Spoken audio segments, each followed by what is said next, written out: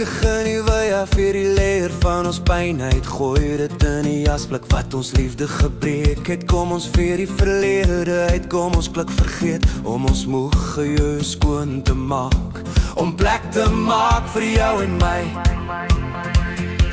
Leef vandag in die hede, voel hierdie tyd in jou hand. Kom ons los die toekoms voor, om môre te leef. Elke keer as ons hart klop, word ons lewe beter hergebore.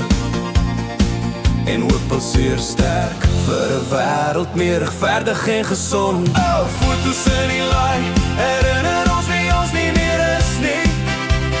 Voete word gereedskap om te poleer wat van ons oorbly wanneer die horlosie uitvier.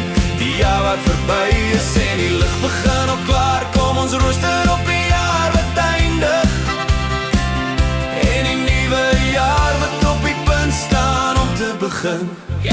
Elke stap vorentoe is die einde van wat ons nie goed gedoen het nie. Van wat oppervlakkig was, die toekoms is eers môre, geen nodig om te jag nie. Asem diep die liefde, bevrug deur die lug wat ons longe vul, kom saam met my sonder vrees om ons lewe weer te begin. Wanneer die hart jag, dit lyk soos 'n teken dat daar nog tyd is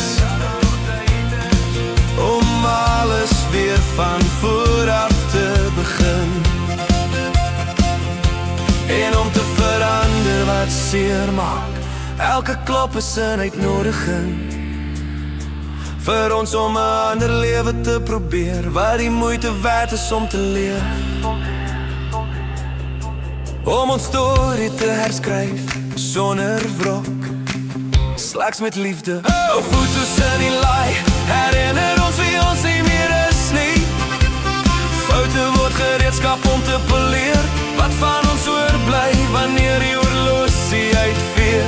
Die jaar wat verby is en die lig begin op klaar. Kom ons rooster op die jaar wat eindig en die nuwe jaar wat op die punt staan om te begin. Kyk rond, alles verander, maar ons kan kies tussen die vrees wat ons bind aan die verlede en die moed om aan te hou leef. Die hede vandag, die toekoms kom eens môre. Elke hart klop net die hoop vir 'n beter wêreld. Môre is immers nog 'n dag.